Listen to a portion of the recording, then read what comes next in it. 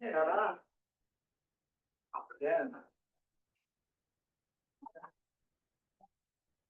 Welcome, everybody. We have some visitors. Yay. That's great. I thought I was in the wrong meeting. Everybody looks surprised when they walk through the door. There's another Is it meeting ever going on. happened? I have a very light agenda this, although we'll wait to hear from Mark and Natalie, but approval agenda. Or any changes, anything else anybody like to talk about? Okay. Moving on to. I'll make a motion to approve the agenda. I'll support. All in favor? Aye. Public comment. Hey, I'm looking forward to this. Do you have anything you'd like to talk about or? Yes. We do. Oh, Go ahead, good. Mike. I'll start. We live on the east side of the lake, across from the fairgrounds. Oh, yeah. Can I stop you a quick minute? Oh. Can you give me your name? Mike Phelps, Phelps. Thank you. Oh, that's great. Thank you. Yeah. Thanks. Those two ladies' names. You're the only one talking right this second. And we have, yeah, you know, 6 houses over there that, It's an actual subdivision. it's a subdivision, yeah, and we've lived there, well, I've lived there since 2005, and these people probably I've been here 10 years. 10 years. And we are definitely, you know, on the lower end of the water over there. We knew that when we built there. However, the weeds and the level of, problems that we have to go through to get out to the lake seems to be increasing. And I know there's kind of a fine line between keeping weeds for fishing. I love to fish. I don't find any bluegills in this lake, by the way. If anybody knows where they are, let me know. Be on your end. They're not on, I know. there's a lot of bass over there, but there's no bluegills. Anyway, that's another story. I'll ask that question pretty soon, but we want to know if there's anything, because we can go out to 3-4 feet of water, and we have pontoons, all of us, and all we need is a foot of water to get out, but the weeds are like a foot above 3.5, 4 feet of water that we have over there. And it's so hard to get out of there. We're wondering if you have a spraying program over there or other parts of the lake or what the situation is. I can start. The only spraying, and we didn't do any spraying. We had the frog bit that we were hand pulling in that area.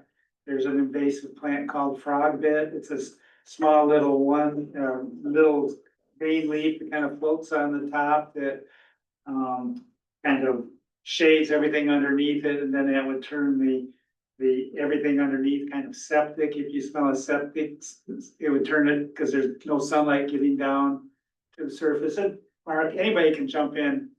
We have some experts here. I'm just kind of dabbling in it. But we had frog bit. We didn't do any treatment of milfoil in the east end of the lake, as I remember this year, except for the Easy Street little harbor there. We did some treatment in there in the spring. We did the marina, and we had some milfoil over near the township property.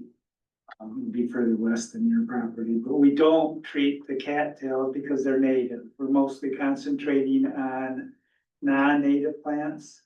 And as you mentioned, it is good to have vegetation on native shoreline because of the fish spawning. And help me out, guys. And we killed the Phragmites, so if we Yeah. didn't kill the Phragmites, you eradicated those, you wouldn't even see the lake.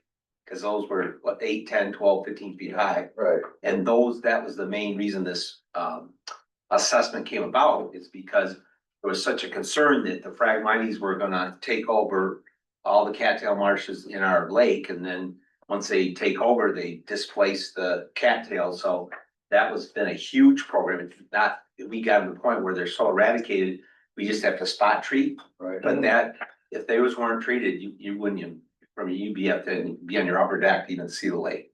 So that's one that we continually, but you don't wanna just go through and Agent Orange everything and nuke it because the cattails are native to the lake. Right. They were here before you were, they'll continue to be here after you were not here. They're just part of what, you know, there's parts of this lake where we have some cattail marshes. And we're not into going in there and just, you know, eradicating them all. I don't think we're That talking has about. nothing to do about cattails. We're not talking about Yeah. cattails, we're talking When you go about out after the further. cattails. Yes, They're really high. So high, I mean, we got 3.5, 4 feet of water, but the weeds are that high Yeah. above. They've never been that way. And I'm just wondering if there's a program that can take care of some of that. Is it, and what kind of weeds are you talking about? Do you know? They're singular, I mean, they're singular weeds that go up. It's not a, You think it is cattail that's Mm-mm. turning? They're No, not no. cattails. no, No, because we have the cattails by our land, obviously, all by I our understand all dock. that. It's much Yeah. farther out and it's never, I mean, I've been here for 10 years and I've never seen it like that. And I know the lake's low, but when I moved here 10 years ago, the lake was just as low and it wasn't there. And it's just very difficult to even get boats. And there's a lot of fishermen on that end of the lake too, that probably would love to be able to, yes. it's, In Huge spring, fishing right spring there. is no problem, but as soon as July hits and August, those, and you Yeah. know, weeds are gonna grow from the bottom up. Yeah. With the sun. But it's to the point now where it's so difficult for anybody to get in there to, even with a boat, to fish. And it's taken over this whole side over here. I don't know if anybody been out there lately trying to get through there. I had a friend from church that has a place, on the east, North Shore over there. He said he took his pontoon out, down by us the other day. He said he could not believe it. He's been on this committee before. Dan Barron's, I don't know. Oh, they- Yeah, and he said he could not believe the amount of weeds that were over on this side, but. And that's why I just wanna know if you have a spraying program Only the yearly. non-native stuff. We don't generally treat native plants unless it, yeah, and so generally the non-native plants, so just, because and as Kevin mentioned, the Phragmites was taken over. But what we can do is, you know, we have our consultant listening in and we can, yeah, bring your information to it. Be good, Doug. I'll have them look at the lake map Yeah, and give us the points yeah. so that we can reference them. Oh, yeah, that'd be good. The lake's divided into grid, so that's what they work off. So when they recently just did a visit, did they? This would visit be all the of east end of the lake? lake. Yes, Okay, yes. so they would have been by our. And there's the fairgrounds. Right, So you're talking like Yep. 116, 117, 118, Right. even out to like yes, these, yes. oh, it's way out here. Yeah, it's Yeah. way out. even out to like 194 and I mean, 207. obviously, we have all the cattails here that we Yeah. manage and Which are fine. we don't mind that. We don't mind the cat, once you get out to the point where she's talking about, you know, through here, it's so doggone thick, it's, It's on your prop. and it's 3.5, 4 feet of water too, so Have it's to not. keep boats out. Because these are all points that they survey also. Uh-huh. So each one of these points is a survey. As you can see, we do a lot of surveying on the lake. Yeah, So they survey those and then they'll pull the samples and put it in a chart as to what they're seeing, whether it's native, non-native. And then that's how we determine where we treat. okay, Okay. okay. So do you have a report from that then? Like, is it? do you have- We're gonna get it here maybe in a few minutes. Okay. Yeah. But Yeah, I could chime in. Are you able to hear me all right? Yep, thank you, Natalie, yep, Okay. please. Yeah, I Go could ahead. chime in on what we were seeing out there a little bit. I would say like the majority of that kind of native tall weedy plant growth that we saw out there in the east was a mix of our wild celery and a mix of our native pondweeds. So that would be like we were looking at variable pondweed, mainly was like the main one out there, and then the wild celery was the one that was like really kind of homogeneous throughout there. And what is causing problems a lot of times, and what we will hear from residents around this time of the year, is that they're flowering right now, so they're at the surface, and I mean, these plants will grow like, yeah, if they're in 4 feet of water, they'll be all the way at the surface. The thing with these native species though is that typically when they're done flowering, you don't see them as much in the water column. That's like marks the end of their life cycle. And again, to just kind of reiterate some of the other thoughts too, is like generally speaking, it's better for the fishery if those plants are kind of left undisturbed.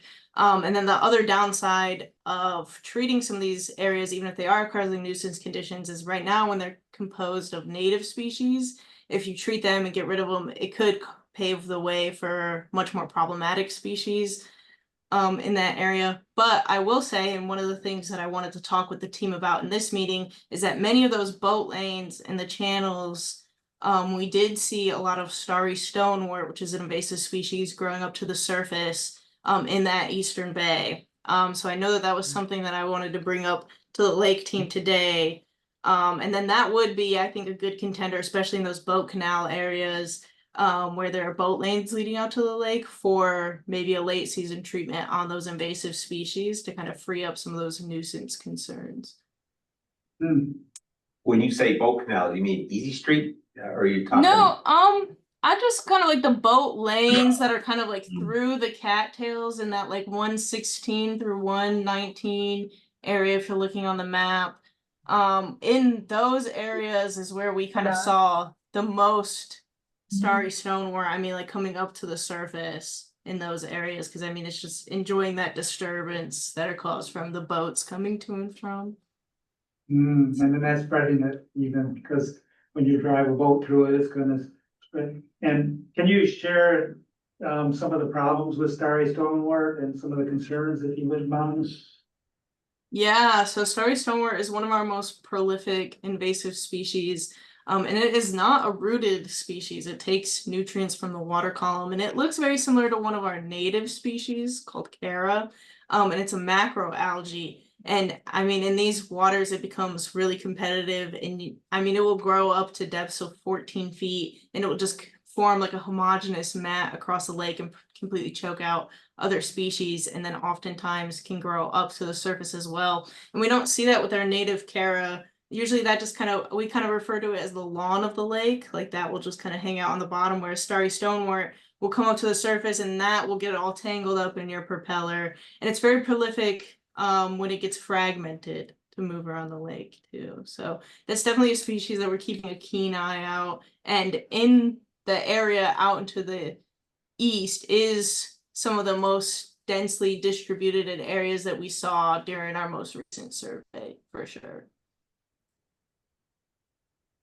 And can you talk a little bit about treatment and well, then generally treatment is you're using a copper-based product, which will stay in the lake forever.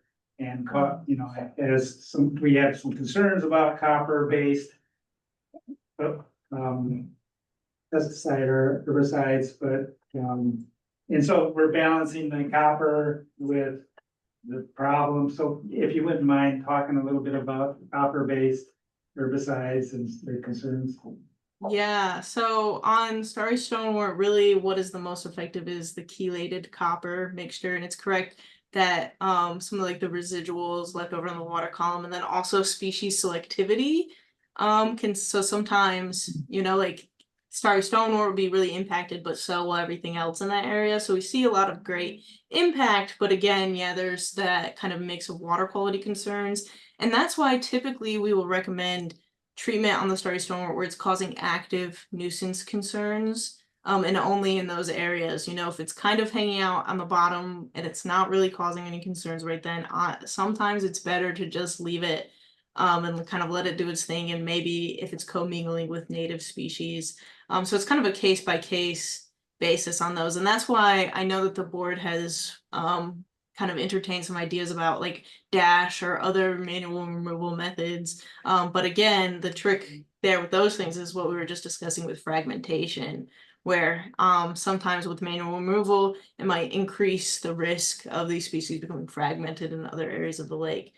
And also while I'm on the same topic, another reason why we typically refrain from treating native species is not only for the fishery, but also they are really hard to get with herbicides because the herbicides that are approved for use in Michigan, they have like species selectivity. So the same herbicides that would be used to treat invasive species don't have the same impact on our native species. We especially see that with species like wild celery are really hard to get with the herbicides. So a lot of times there's not a huge bang for your buck going after the native species with herbicides. Not to say that some people don't find value in doing that, especially if there's cause for concern about being able to have access to the lake. But it's just like another factor to consider when kind of prescribing the best optimal management for areas. And and my opinion in this is I don't think I want you to take it personally, but we have an adjacent cottage not too far down from your place, my family's cottage, and we've had that for 50 some years, no, 70 some years, but I've been an active member in it for 50 some years. And that is the shallow end of the lake. And that was for years and years where you guys built was unbuildable. And then they all of a sudden allowed you to build in there. I don't know why they did, but they did. And it's not gonna be like where I have some lakefront property and around the lake, beautiful sandy beach and go out there and there's no weeds and nice drop off. You can't expect to build houses in a cattail marsh with slow water and shallow water and all of a sudden not have the issues of the weeds because like I said, our cottage is not too far down from yours. And there's been years when it's real weedy and some years it's not weedy, but I just don't know what would your nirvana be? I mean, I'm not sure what the goal would be to treat the lake so there's a clear runway or no path so you could just go to 1 to 2 to 3 feet of water with no weeds. I mean, I'm not sure that's doable. So I'm just trying to get a feel for what your thoughts are. Well, We know exactly where we're built on, or where we built, first of all. Yeah, on a cattail marsh. Yeah, Yeah, Well, but we that's deal not, with the cattails, and we have dealt with the I cattails. understand. It's not In a the foot or two of water that goes out many feet of shallow water, my no boat got, drop I off. mean, The wind comes prevailing that way. It's the shallow end of the lake. It's just the way the lake is structured. Nothing you did or didn't do. It's just how Portage Lake is laid out. I mean, there's a big cattail marsh and that other point here in the map and can't you be. can't change. And they're not, they're not building houses overlooking that marsh and Wow. expecting to be able to have a clear runway to the lake. it's Wow. It's not the cattails that we're talking about. You get out 3 feet, 4 feet of water, like Dan Barron's has been here for probably 50 years too. We know Dan well. Okay. Yeah. And he came into this area, he said he's never seen it like that before. Well, I don't know. I've seen it like this before, but I'm just talking 3 to 4 feet of water. And if there's anything that can be done, that's why we're here. Yeah. Sure. It's not something that, we expect to be a miracle, but she's talking about a type of weed that maybe we can do something about that might help us out. That we don't get Maybe stuck taking our wild boat celery out. might be difficult, but go ahead, Phil. Can I? Downside of that. Oh, go ahead. Who wants to go? Mark or Phil? Go ahead, Go ahead. Phil. So I was just going to point out that the Starry Stone Wart, we're trying not to use copper-based products because it's so harmful in there. It doesn't break down, it doesn't go away. If we treated with that and killed it, and Natalie, you can maybe answer this better, but if you're running your boat through there, you're stirring that up constantly. It kills insects, it kills everything. It's not good. We're trying not to use copper-based products. And if that's there, we can look at it and see if there's something we can do, but That's all we're asking. Yeah. That's it. Yeah. I mean, we all wanna enjoy the lake, that's why we're here, Yeah, yeah. I don't wanna get stuck. Pay a lot of trying to get out, taxes, which wanna I- enjoy the lake, and we just wanna know if anything can be done, that's all. And I'm just asking, what would your nirvana be? What would you be at this point of this committee, what would you want to see so that you felt like you have your boating is, where you want it? I mean, is it a clear runway? Is it no weeds? Is it some weeds? I mean, that's what I'm asking. And in 1 and 2 feet of water. Mhm. At the shallow in the lake that's been traditionally like that since longer than you, I don't know, it's been a lot. Yeah. The weeds have not been that bad. I've been here where, when I moved in here, it was as low as it is, and it was not that bad out there. 10 years ago, when we built, I didn't know if we could even have a dock, much less a boat. And obviously in that 10 years, the water went way high, and that's why there was all the flooding. And now it's low, and I know it's gonna go up again. We're still just talking, even when it was low, we didn't see, and we're not talking about by our docks or by our land, we're talking about quite, I don't know the distance, quite a ways out there. Past the And it's not just us that's not enjoying it. I would say that I don't fish, but there are a lot of fishermen in front of my house all the time. There must be a lot of fish there, for whatever reason, they love it. good. So there's a lot of boats coming and going. That's not just our, 4-6 homes of boats. And I just don't know if there's anything that can be done so that the boats, the motors don't get so entangled that we can't even get our boats out. People can't come and fish there. They can't even enjoy it. Phil, hasn't there been some permits pulled in that area for cattail spraying? We have Yeah. had, Yeah, We've I mean, done I'm, that. I'm just looking at the data. we've done that, and we've done it legally, because we didn't know about what you can spray. There's a company, and I don't know the name of it, but it's a company that contacted us that has done our homes. Breeze Company, I can't. We've remember. paid it every year, and that has allowed us to have a dock and have ours opening in front of our house, which is nice, those cattails. Mhm. And they spray, and we've done it hopefully the right way. They have a permit. They did not contact us this year. And there's a lot more growth now, obviously, they didn't spray this year, but I'm sure I can contact them next year to do that. Again, we're not talking about that area, we're talking about farther out. So there's a lot, That I don't think they can't spray out there, I don't think, they don't spray out there. so there's a lot of things. Can I add on? Mhm. So, hi, my name is Tyler Dool. I'm with the Manistee Conservation District. I just want to hit on a couple of your comments. So you mentioned 10 years ago with low water level, not seeing a weed issue. One thing to keep in consideration is this lake was dominated with a non-native Eurasian water milfoil, and there were massive treatments on the lake during about that time frame where you would have purchased this property, where a lot of that vegetation was removed from the lake, opening up a lot of areas for native vegetation to move in. So that could be one reason that, when you saw the lake 10 years ago and there wasn't as much of a weed pressure, there was a lot more treatment taking place on the lake to target those non-native invasive plants. And now we have gotten the lake to a point where we do have desirable native vegetation there. And I just want to reiterate what Natalie said, with the wild celery there. That is a little bit of a different situation where you are going to see times of the year where you have an influx of growth, but then it disappears essentially. It's going to be less noticeable in the water column. So there are going to be times of the year too where it's more weedy than others, and it's going to create a nuisance for a period of time in the year. But another thing to consider too, with those boater access lanes and where we're seeing now a non-native invasive species, by removing that native competition, you're going to open up ground for a much more problematic species. And that would be our biggest concern with treating out in the lake a little bit further beyond the cattails, which, you guys are managing your boater access lane through the cattails.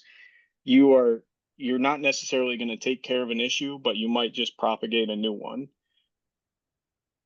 That makes sense to me, and because from the middle of July through August, those weeds start to grow above the water at 3 foot, 4 foot levels. And, we managed to do it, but that's why we're here to find out if there's anything that could be done, but that makes sense. If we can't do anything, closer in to cut down on some of the stuff that the young lady's talking about. Then we can't do it. We'll live through it. Well, there's other factors. If there's increased nutrients coming into the lake, that would increase growth too. So if you're adding fertilizers if folks are adding fertilizers to the lawns, that would provide the energy that the plants would need to grow quicker and fast. You know what fertilizer does to plants. And so I know that we had some data on some of the tributaries coming in from the fairgrounds and actually that, you know, when the fairgrounds are pretty active, we get a lot of animal waste coming into the lake, and that would, you know, that's where we have a lot of plant growth over there on Easy Street and all that, is because increased nutrients. So if you see somebody, you know, you can help us out. If you see somebody using a lot of fertilizer, it's gonna go right into the lake and provide that growth engine for some of those plants too. So there's a lot of different things that could be happening here, and it's good that you're sharing this information. I wasn't aware that we had wild celery until Natalie just mentioned it, that we had a wild celery huge growth and that you're kind of sharing with us. And yeah, I mean, that's something we'll have to pay attention to and see if there's any solutions that we can. If somebody could come in with a boat and kind of look down our channels of Yeah. our 6 places and just see if maybe there's something that could be done, Yeah, that we appreciate that, I guess. yeah. Well, yeah. You know, and I like to fish too, but I wanna ask the fishermen here. Oh, there, yeah. Where are the bluegills? Turned into gobies mostly. So we had a survey done on the lake, the species, the invasive species committee did a couple of years ago. And, Dr. Workman, right? Yep. Yeah, Dr. Workman suggested that maybe we look at having a study done on the effects of gobies on spawning bluegills. Cause he feels like the gobies are in there robbing the nest and eating the eggs. But, you know, one of the reasons I got on this committee was to protect this end of the lake, because this is the end where the bluegills always spawn. And you just don't see it no You know, more. you can't catch a bluegill off by that. Yeah, I fished the other day for 5 hours and never caught a bluegill. Lots of small perch, but Yes, no bluegills. yeah, they're little perch, you know. And just a couple more things. One of the things that we look at as the invasive species is we don't want to go in there and just start treating stuff if it's not creating a usability issue. If it's creating a usability issue and it's invasive, we're going to treat it. So we'll have them go in and look at it and see. And Natalie's probably gonna update us more here shortly. But Tyler brought up a great point, and I looked in 2012, 2013, 2014, 2015, we treated 530 acres of the lake. That's a lot. We're lucky if we treat 6, 7, 8 acres now a year. So he brought up a great point. That could have been, Yeah. you know, just at the time you guys come in, It's true. that all got nuked. I have a few strands of this purple loose leaf. Yeah. Few strands here and there, used to have a lot of it. Yeah. Used to have a lot of Right, Mike? the mites, and I don't see hardly any of that That's anymore great. either. That's great. Yeah, And there's a little bug that eats the loose stripe. I mean, you propagate that bug and then they'll eat it up for you. So that's kind of a natural cure for those things. So, yeah, we distributed some of those years ago and they just kind of took off. And now that the numbers are going down, we might lose some of the bugs. So it might be a cycle that will play around with some of that. But I'm good. Well, thank you. Yeah, well, thank you for coming. I didn't know. Since you didn't formally address, but you were perfect in your names. Karen Talley, Can you spell your last name? T as in Tom, Alley. Would have done it right, but I didn't. No worries. And Sandy Bond, BOHN. Thank you. We do post the meeting minutes on here and please come and see us more often. Okay. We can have people come and share it, cause we don't know everything that's going on in this lake. how It's nice often that do you you're, meet? once a month usually, but in the winter, we may taper off a little bit. Here in the winter time. Oh. And it's this Monday, third Monday of the Oh, month. it's the third Monday of the month. Yeah. Good to know. Usually around 4 o'clock, but we'll post an agenda early in the year. So I think we had it earlier in the day, then Roger couldn't make it, so we changed it to 4 here. All right, thank you. Thank you very Thank much. you. What's, she's losing it from finger bad. Yeah.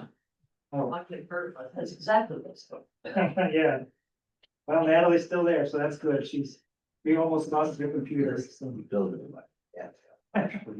What the hell is that?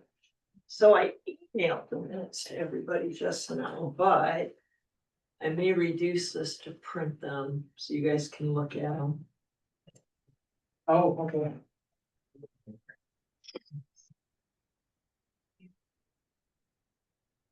Hold on. No.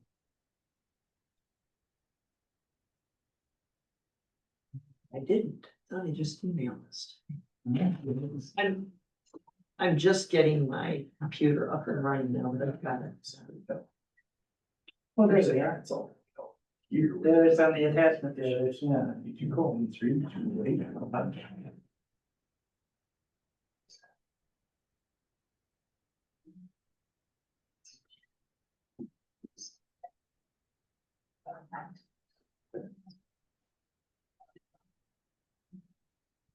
You know what I mean? This way. We wait till next month, since none of us had a chance to read We it. can, yeah. Is that okay I'm with you good. guys to wait till next month so we Yep. can read it? Unless you guys want to quickly scan them? No, that's fine. No, okay, next month will be good. If you wanna approve them, we ought to read them. Yeah, I know. Yeah, I was gonna try to print them for you, but I'm not connected to this. I was fixed it. I got to reconnect everything. I'm finding. Okay, we'll do it next month. Okay, I only have one item and that's Natalie and her survey and her discussion, on that survey. So whenever you want, Natalie, we can kind of turn it over to you. Okay. Yeah, that was fun. Yeah, see, I am an ecologist, so I'm a plant person. I like to hang out with plants. So honestly, when I was doing the survey, I thought that that eastern area was looking fantastic in terms of native species diversity and in their morphologies too, like different heights in the water columns and the composition of species. And we have like a little 14-foot Princecraft boat, and we weren't having too many issues with navigation. But I also understand that that's me coming from the ecologist standpoint and not from somebody who lives on the lake and owns property and wants to maintain their value and have recreation. So it's good to always You know hear what? those different perspectives. Let me, and I don't mind, you can put this in the record, I don't really care. That used to be the dump, okay? That was the dump for years, okay? Then they went and filled it. And then and a friend of ours owned it, and it was unbuildable for years and years and years. Then somehow someone started trying to build, the health department started laying down and letting everybody build there. They ran a sewer line there. So now all of a sudden they got around having to perk because they don't have to do a septic. And so they made a deal with the village, Roger, correct, because he knows he's on the village, and they have a line that goes there where they pump their effluent through those several houses into the village. And so now they were able to build on a site that was unbuildable, Mm. and it's in an absolute cattail marsh. And it always been a cattail marsh. And so now all of a sudden, we want lakefront property where we can go right to the edge and kids can go swim in and we can run our boats and da. And we've had permits pulled to spray the cattails. When they say they've never done the cattails, not so, because we've been on this committee long enough. We know that our private contractor, Bree, was working with us as a lake manager, but also contacting private people, spraying cattails and all that other stuff. So don't tell me you weren't, because they were. Okay, so.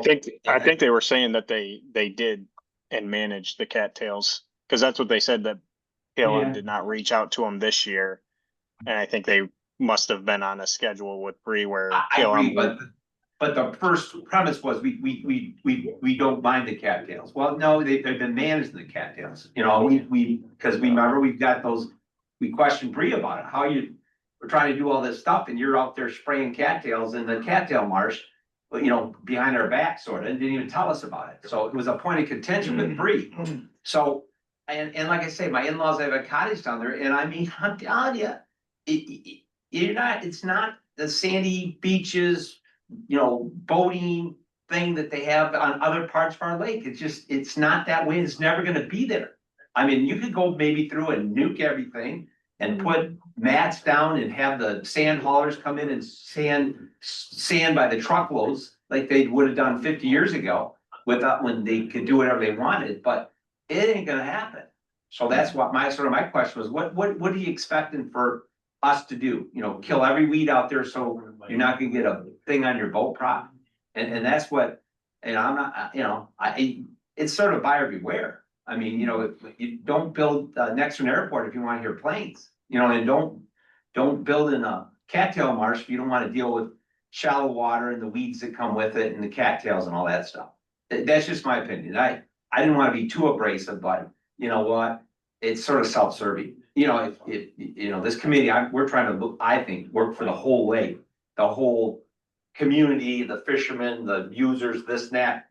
I hate to see us being managed by what's best for right in front of our 5 houses. And so, you know, I hope I didn't rub them too hard, but that's sort of there's some backstory there, in my opinion, and maybe I'm way off. Okay, so you did find some starry over there on the east end too, and it obviously more than what we've had in the past. If you're finding it over there in the east end where we've only had it in small patches, I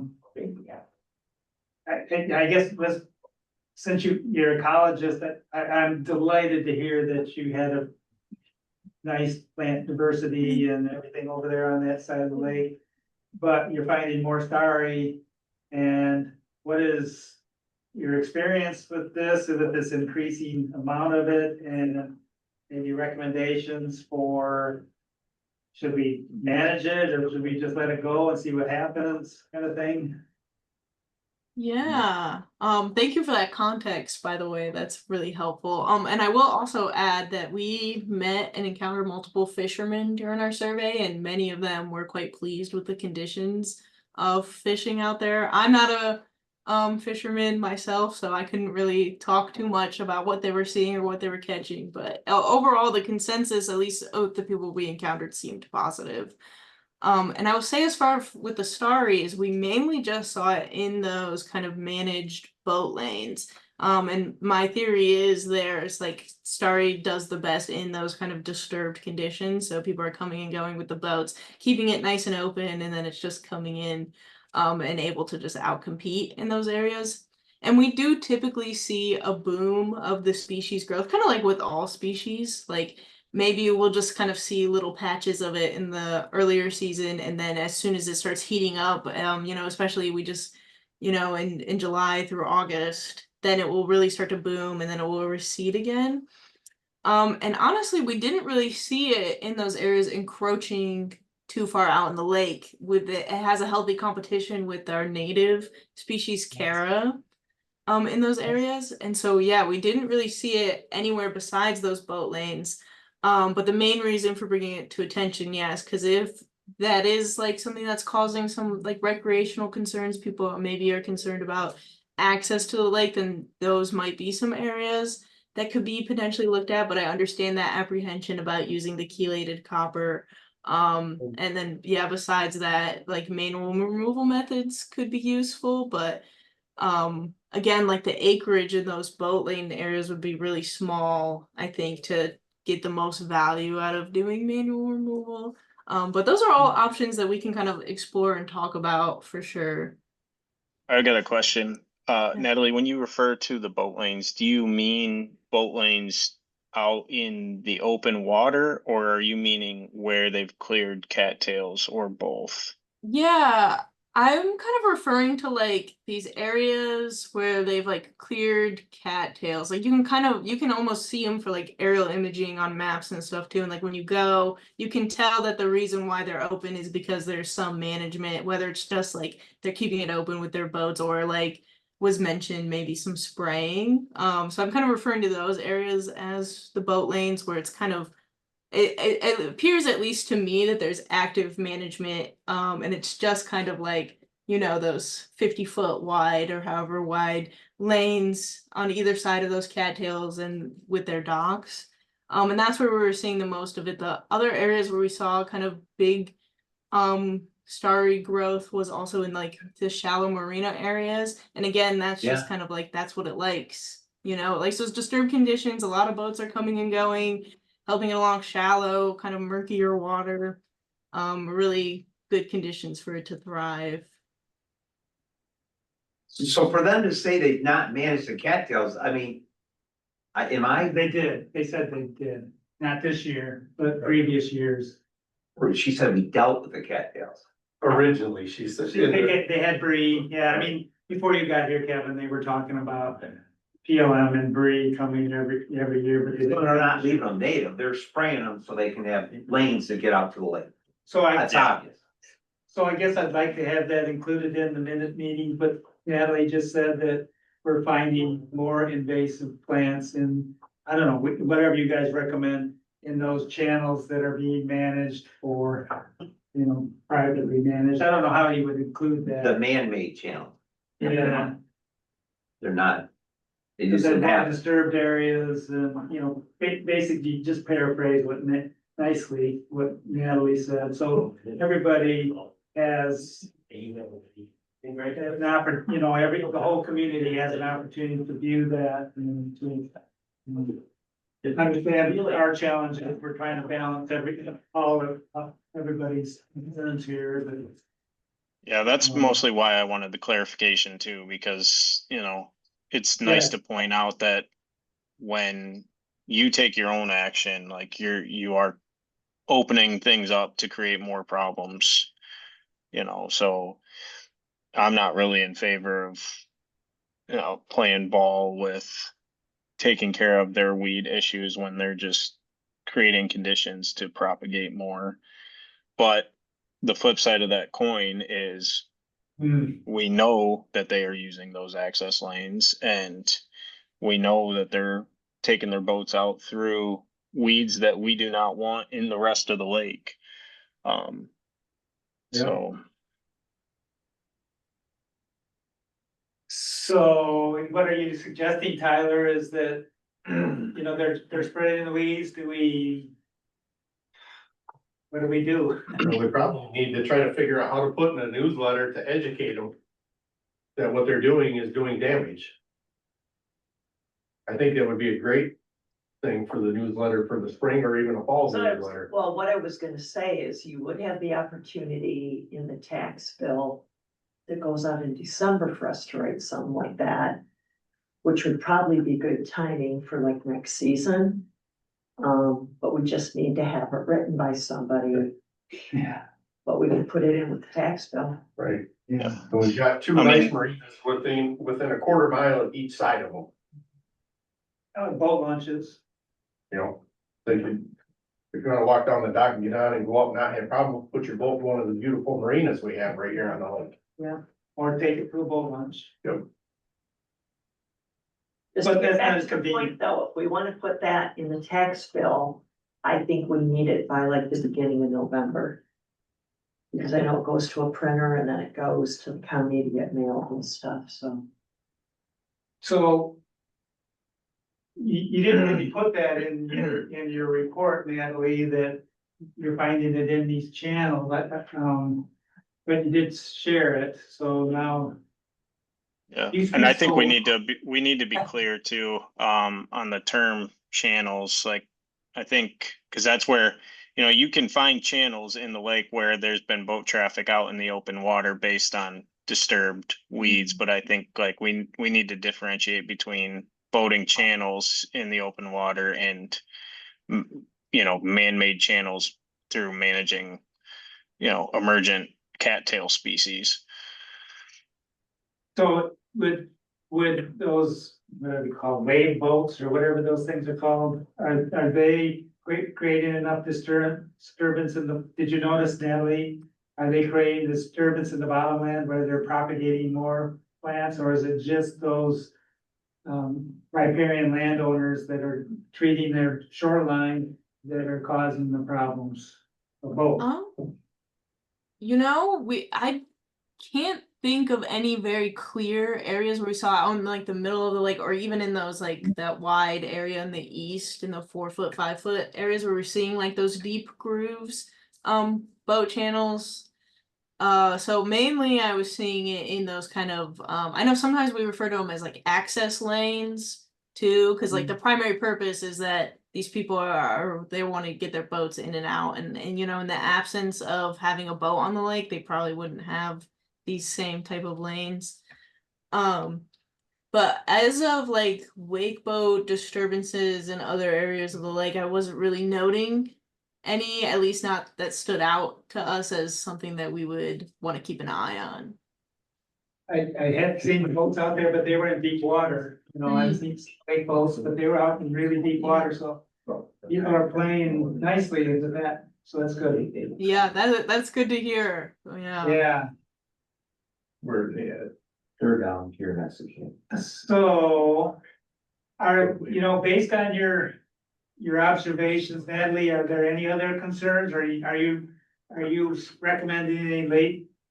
I mean, the late fall treatments are, and I think it was Doug, it was on the boats and they, or somebody shared with me that the late treatment stuff, the plants, most of the plants are gonna die anyways, except for some of the non-native ones. They're very robust and kind of last the winter, but are you seeing anything where you're recommending any treatments for the fall?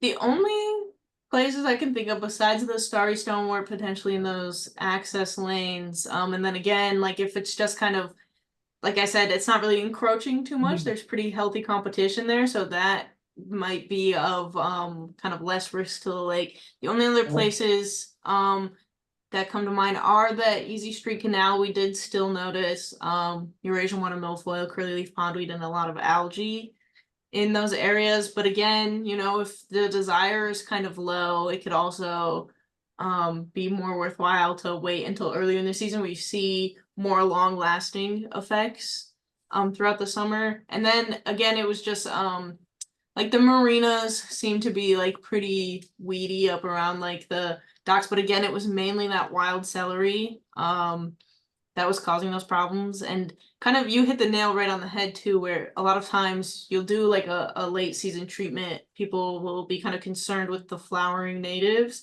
and then a treatment will occur on them and then they'll drop out, but they'll probably would have dropped out anyway after flowering. Yeah. So it's kind of like correlation without necessarily causation. So Right. honestly, yeah, I mean, conditions out there were looking really good. We did notice a few in both our early season and this survey, a few small clusters of Phragmites along the shoreline that we could potentially also hit if desired, but those weren't in like any large swaths. So what do you guys wanna do? Do you wanna treat the frag and the starry and these man-made channels, or do you wanna wait and see and try to do it next year? She's saying we could do either one. My personal preference would be to watch them until spring and see. That would be my preference is, you know, look at them in the spring and see and address them then, cause we're about past the Yeah, boating season. yeah, and like you say, the wild celery is gonna drop right off. The marina, Kevin, you can get in and out okay? Yeah, oh yeah, I can. Ted, but it's been, you know, Ted he runs his circulation pump, his bubblers, and Yeah, it keeps the junk from stagnating in those corners. That's Okay. Easy Street's problem. Street has no flow. It just sits in there and that water, it's not being flushed. It just sits there and cooks. I mean, it's just, yeah. they're not getting any, it's in that canal. It's a big, huge sandbar that goes around to get in there, and that's all a man-made thing. I mean, that was all dredged. That's not natural. Easy Street was all made. Oh, And was it really? Oh. That's the whole marina was made. The marina was a swamp too. They filled it all in. So I mean, it's back when you could do that kind of stuff. Yeah, But yeah. but I'm just saying, that's why that Easy Street, just that Dug Canal, that little creek that comes in there, probably that's why we got the high E. coli and everything else, cause it doesn't get in there and flush. Whatever comes out, Yeah. probably just, you know, I don't think it moves that much. So, but you know, Phil was trying to show me, I think we should address something about these lanes these guys are putting. You can see from the aerial photo, it's obvious, it's not natural, it's, you know, their manipulation of the cattails down there are bringing in invasive. And there's nowhere else lake, Phil and I just looked around the whole lake, there's no other spot on the lake where people are cutting out cattail lanes to get from their cottage to the open water of the lake, no place. Except The those. only thing. I was just gonna say, the only thing is we don't really have any control over what Eagle permits if the landowner wants to do it themselves. Like we have to manage consequences of that, but I think really all we have the only cards we have are beating the education drum. So, I mean, there might be an option of a township ordinance, but boy, oh boy. so using Onekama, sorry Natalie, if we were, act like we weren't paying attention to you. Using Onekama, looking at the overview in the area where they're talking, I can measure how far they're going through the cattails. They're going 60 yards through the cattails to get to open water. And you can see where they've cut them. And they're probably going in there and hand manipulating them out with that, you throw that thing out there and you pull the thing like that, and Yeah. it's like a knife you throw out there. Mhm. You know, I see people use those, and they're legal, I think, I don't know if they're legal or not. But you know what I'm talking about, those Yeah, hand. yeah. Um, Yeah, you can Not rake the to your heart's desire in front of your property. You The can only thing rake. with, yeah, and Not then with, mechanical, not mechanical. yeah, yeah. And then the only thing with the cattails is you can't cause any sediment disturbance in an emergent wetland area. So those cattails marshes would be considered a wetland. You can't cause soil disturbance, but you can cut them beneath the water column and drown them. And then it's also like, yeah, who's monitoring what people are doing out Those there? houses, all those new houses that look right across the fairground, Right across from the fairground. all those big houses that went in They're all- the they're all last on 15 Blacktop years. Road. That's their address, their mailing addresses are First Street. But they're That's all, where I got confused. yeah, they're all on that. Okay, There's the fairgrounds, okay, got it, and that's Phelps. There's Okay. Vaughn. got it, thank you. And Tally's just built that house within the last 3 years. Yeah. And forever, it was unbuildable. I mean, unbuildable. The person sold it for a song because they just couldn't, it was just paying taxes on nothing. Then Yeah. all of a sudden, they got a lawsuit, Manistee Health Department started laying down for all these, building permits, and they started building. And then they hooked to the village sewer, and it helped their cause because they didn't have to. Yeah, that's what the health department's concerned about. Exactly.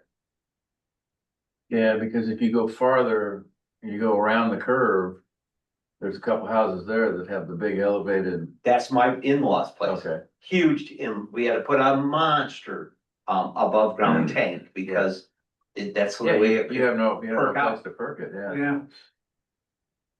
So I'm not hearing any motions is there a motion to, treat this fall? Just one thing, if Natalie can confirm, I thought somebody had told me sometime in the past that the temperature of the water had an impact on whether certain chemicals were effective or not. And Yeah, off the top of my head, it was somewhere in the mid-50s, maybe Fahrenheit, that things kind of started to not work very well. Yeah. The big key is that you want the water temperature and the temperature of the chemicals that are being put into the water to be relatively at the same temperature. And then there are, of course, permit restrictions about temperatures either too cold or too warm that they cannot treat in for like the safety of aquatic organisms. I don't remember quite what the threshold is, but I do know that there is like a certain maximum temperature in which they cannot treat. But what we see sometimes is there'll be less of an impact because like conditions like what has been happening recently. I don't know what the weather has been like up by you all, but I know down here we had a really kind of cold spell for 3 or so weeks, and it's been getting cool at night too. But we've been having these really warm, sunny days. So the applicators come out, they have all of their tanks of herbicides on their boat, and those are sitting in the sun getting heated up, but you still only have these water temperatures that are maybe like 60-70 degrees getting cooled down. Then that hot herbicide is just going to sit on the surface and not penetrate low. So what we are looking for in the early season is, yeah, we're looking for that water temperature around like 60-70 degrees, and hopefully on a day in which the herbicide can also be kind of relatively the same temperature as that. And that's something that we look for in the applicators because they're aware of this too.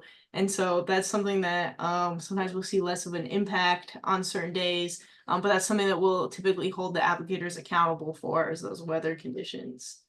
Yeah. Does that answer your question? Yes, thank you. Yeah. I would agree with Phil that let's monitor and see what happens. You know, Yeah. because Natalie's point is right now, yeah, it's warm in the day, but it's getting down in the low 50s at night, and I haven't been out in a while, but the last time that Ralph and I went out fishing, that water was stinking cold. Yeah, yeah. But and two, I don't wanna do any treatment that's gonna hurt our native plants. I mean, that's been our whole push the last, couple of years, is let's treat the minimal amount to be able to not get our native, plants, caught in the mix. You're working to reestablish the native growth and like you said, get rid of the invasives, and I think she's obviously telling us we're getting native growth. Yeah, I think you all hit the nail on the head too when you were discussing kind of those wide treatments that occurred in the eastern portion of the lake compared to now, where it's like the reason why we don't need those wide treatments anymore is because it's like there is that really healthy native species mix in that area. And so yeah, I think from an ecology standpoint, I think it's looking fantastic out there. I heard positive things from the fishermen out there as well. And yeah, we're seeing predominantly a mix of native species right up to the shoreline in most of those areas. One other thing.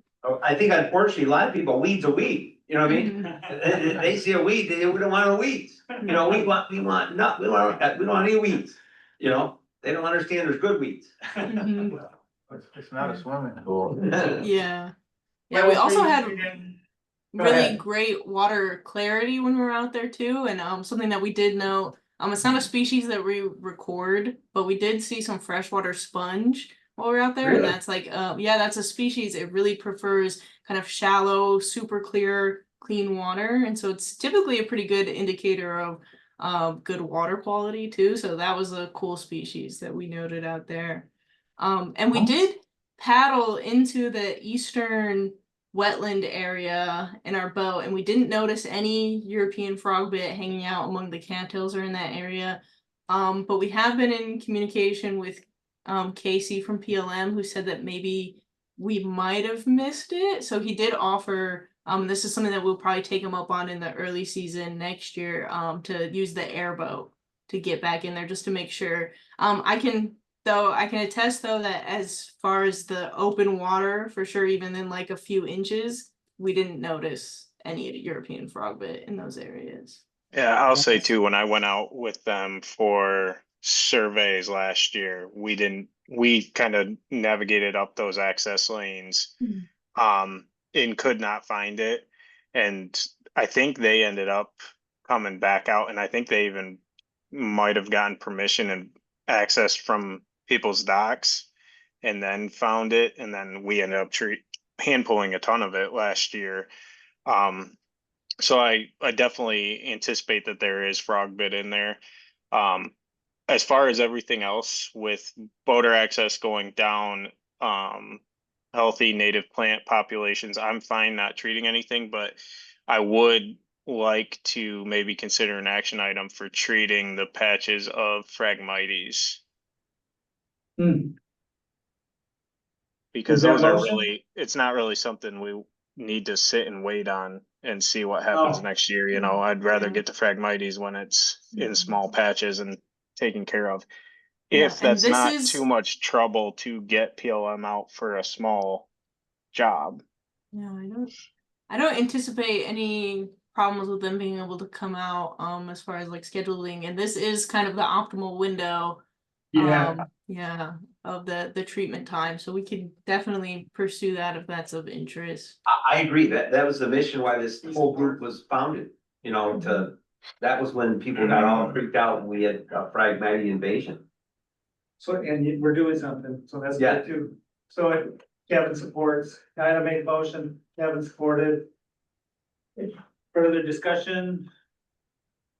All in favor? I Opposed?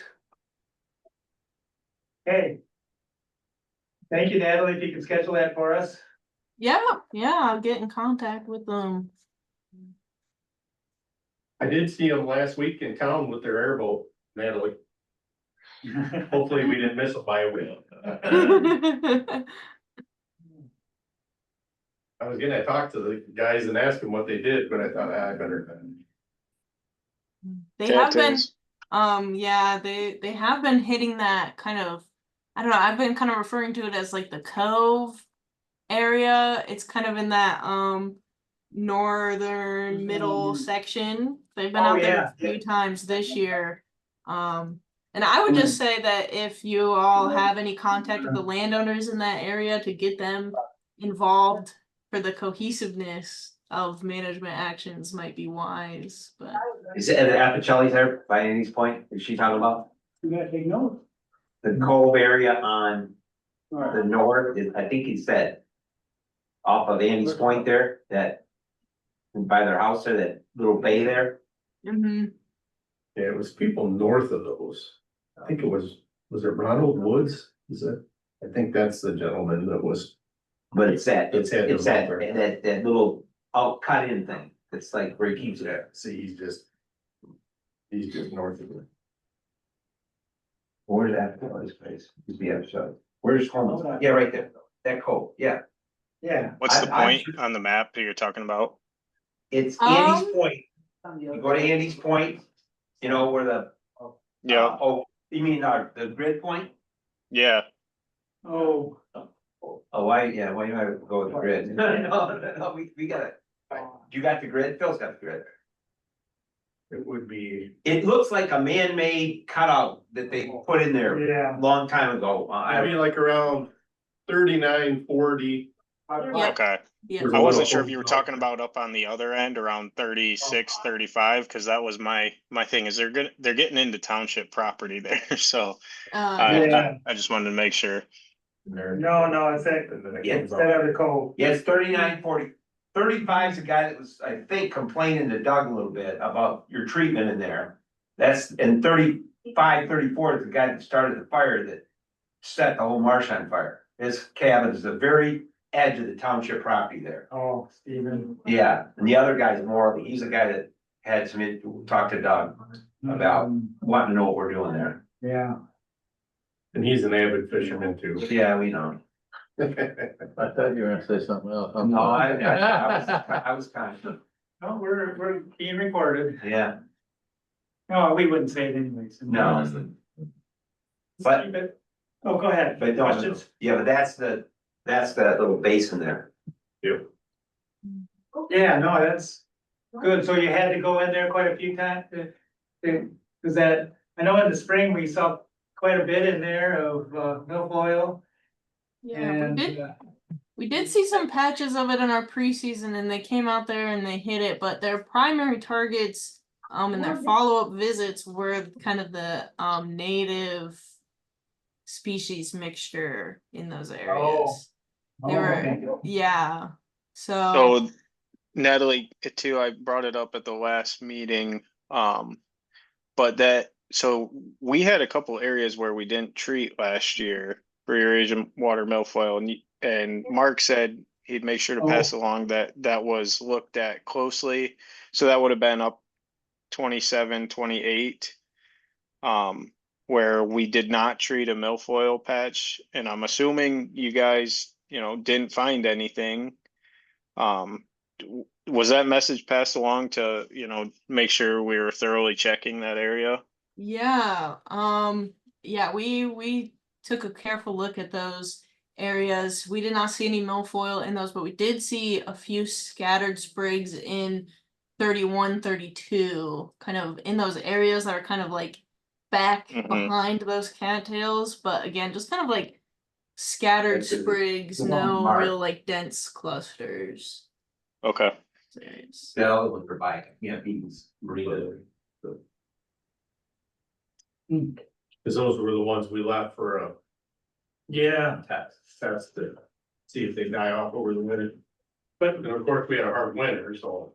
it sounds like, the east end of the lake, we didn't treat, and now we have this resurgence, and we're getting complaints of native plants are coming in and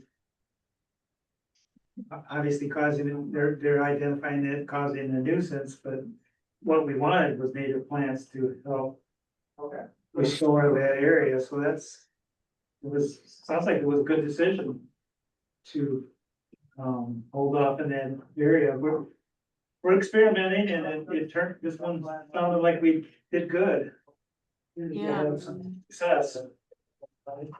I will also add that purely looking at it from like a density distribution analyses, it didn't really we didn't see like a huge boom in density in those eastern areas throughout the season. I think it's just those plants are coming to the surface, they're a lot more conspicuous, they're getting tangled in the pots and people are noticing them more. But they were there in the early season too, just kind of hanging out before flowering at the surface. So And I know Alexis, she also was a tech graduate in the same program you are in. You were in, Natalie. Anyways, she was interested in getting that data and having a hard look at the data. So if when that's available, could you send that to us or maybe to the whole team? Whatever works best for you. So Alexis can have a good look at it. She's she's really smart with that data, so I'd like to have her have a look at that too, if you don't mind. yeah, Cause that for sure. density, when you talk about density, she was asking some questions last time we spoke about that. We spoke, so that's good. Yeah, so we definitely have all of our density and coverage estimates. So I can for sure send those your way. Good, thank you. So Natalie, I got a question for you. With that, over on Easy Street Canal, we treat that every year. Are we worried about whether or not that treatment's even doing anything anymore? I know you guys checked it and felt like it, the treatment went well, but sounds like it's all back again, and we've been seeing that year after year. Yeah. What the big issue in these shallow kind of disturbed canals is kind of exactly what was discussed previously, where if there's not good flow of water, what can happen is you're treating these plants and then they're dying off, and then where are those nutrients going? They're staying in the same spot, fueling more plant growth, fueling that algae growth that we see in those areas. So sometimes it is kind of like a little bit of a losing battle, and that's why typically in areas like this you do see kind of reoccurring treatments, like they'll have to get hit multiple times because there just isn't really anything pushing those nutrients out. And so it's definitely a good question that doesn't have a great answer. I would say that either like the mentality is that you kind of let it be, and then maybe conditions aren't so great and you might have to hear some griping about it, depending on the involvement of the residences in that area, or what we would typically see is like multiple treatments. But again, yeah, that's just kind of like a band-aid almost, where like the real issue is kind of that like overloading of nutrient disturbed conditions, and then not really having good like channels for those. And then also, if you, I don't know if you had a chance to even delve into the data, but as I recall, that was always a hot spot, that input into that canal, there's a tube or something that goes in there, and that was always a hot spot for E. coli, or I don't know what it was. but High nutrients. High nutrients, and they were trying to see whether it was human. We thought maybe someone's septic or someone's, you never know how some of these dry wells are they put in years ago. They could be tapped right into the storm sewer. You just don't know. You know what I mean? Is this and that, I think they're supposed to do some analysis, whether it was fecal stuff from humans or from animals, And they found out it was animals. It wasn't human, so. So I don't know where, I mean, I think that's another point of where is that coming from? Because that's just putting nutrients, just feeding that canal, thinny weeds that are in there, Good question. coming from the, and that's, I know Ed Bradford, we did some extensive testing to try to figure out where it's coming from, and maybe we gotta continue to look at that. And, I don't know what, we don't have a lot of farms around here. There's not like a big, huge farm up on the hill that with They don't. pipe down there. I just don't understand where this animal feces is coming from, personally. I could see down Fairgrounds, they've had some farms that go along Fairground Creek, but I don't see any upland farm. It was a golf course, and it's defunct now, and there's a few homeowners up there, but I don't know where it's coming from. And I don't even know where that pipe originates. So are you suggesting that maybe if we can figure out where it's coming from, maybe we could mitigate that and we wouldn't have to treat Easy Street as much? I'm thinking I think that compounded, personally. Yeah, I mean, it's obvious it's come up in the test. yeah. So if you have. If you got any ideas. Yeah, if you have any thoughts on that, Natalie, or a winter project, maybe? Yeah, I'm making a But I note of it right now. I mean, that is But- definitely but I think something that we investigate too, is But like I think there's nutrient been loading some, concerns. there's been some looking into it is what I'm saying, that I know the township, Ed Bradford or someone, when we got a health department, had some high levels. They did some backtracking of more extensive testing to figure out what were the high levels, and then what was causing it, and why was there fecal, and then somehow, like Doug said, that I heard, I didn't get secondhand. Yeah. It was animal, not human.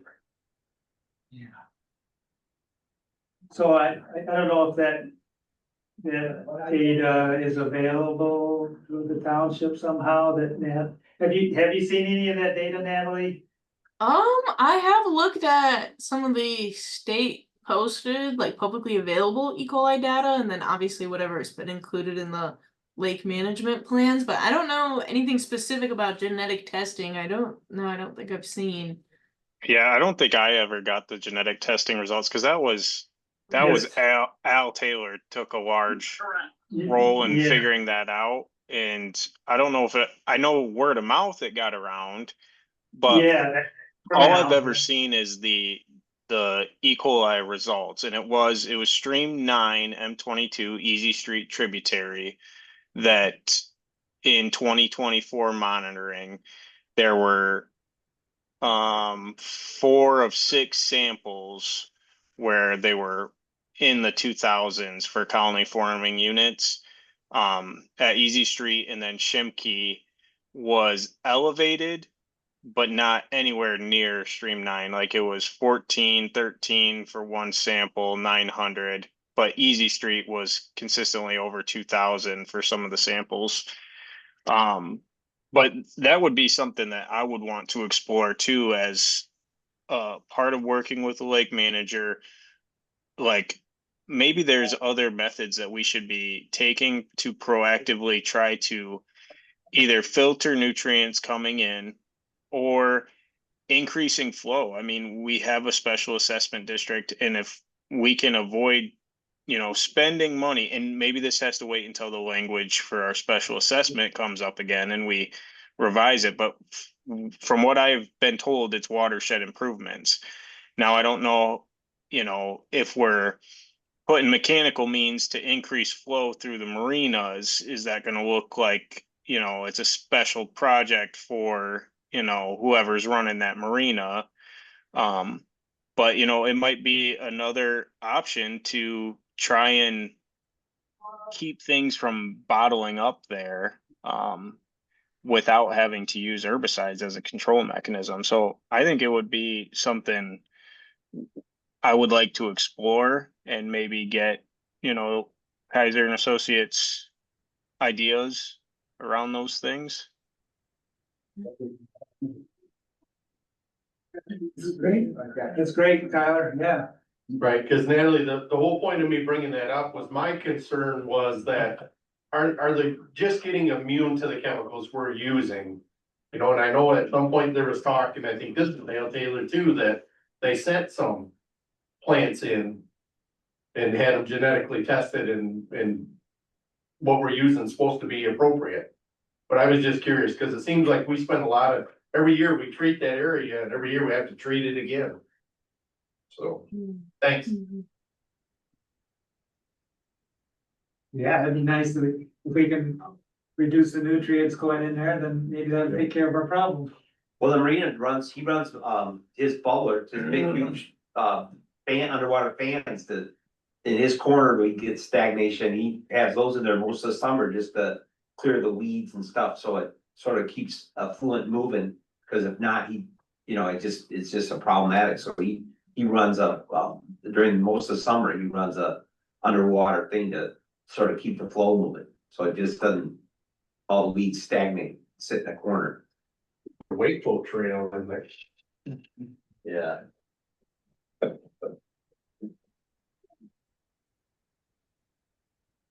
Cool, that's a project, so is there any other motions for possible treatment? It sounds like no for that. Is there any more questions on the things that Natalie found out there? No, Okay. I'd still like to see in the future with Tyler, and we keep talking about the next phase of, educating the people about, low water, what can you do to enhance your shoreline and not be detrimental, and, I'd still like somehow to get to that next step where we start, cause I think these people here today meant well, but maybe what they're doing is making more of a problem like than they really realize, and same with, all the lake owners, right? Can we do some stuff to help habitat improvement, and like we talked about Tyler having a model project or something, I'd still like to somehow take it to that next step, Right.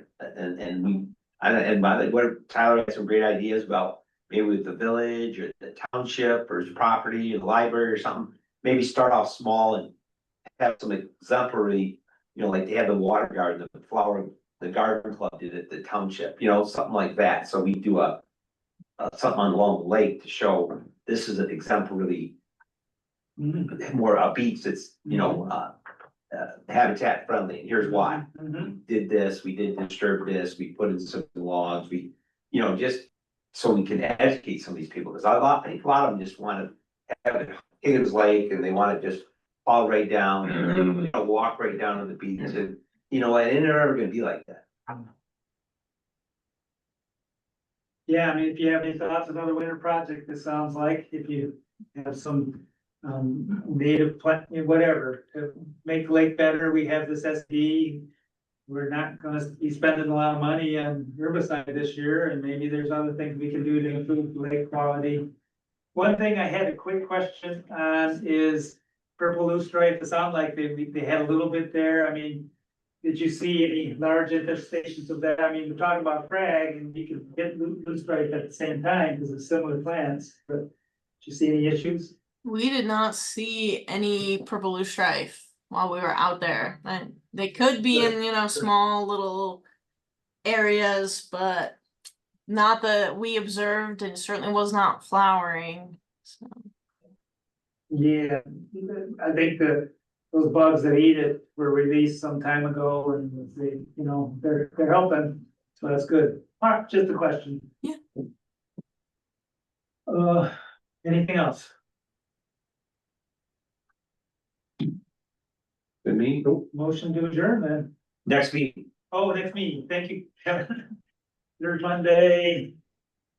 Will we have anything to talk about? I guess we'll play it by ear. If not, we should work on putting together the newsletter that Yeah, to get out. yeah, I guess maybe we should be, maybe we should try to work on that and have some conversations. October 20th, That would be the date. Yeah, that's what I got, 20th. it's right behind you. Okay. Okay, 4 p.m.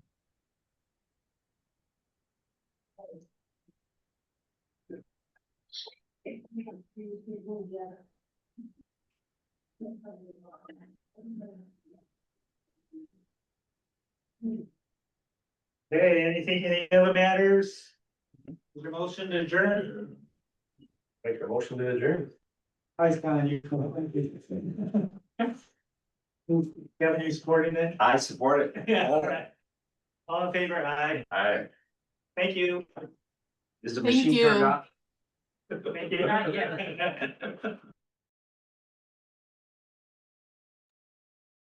I gotta stop the recording.